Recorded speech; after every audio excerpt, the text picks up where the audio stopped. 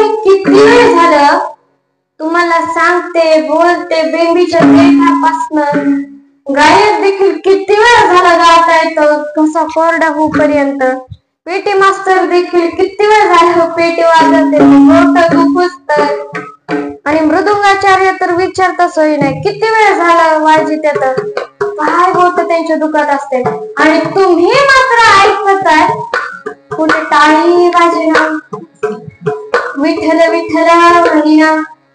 म्हणून आता प्रत्येकाने वर हात करायचे प्रत्येकाने. अहो करा की वर हात.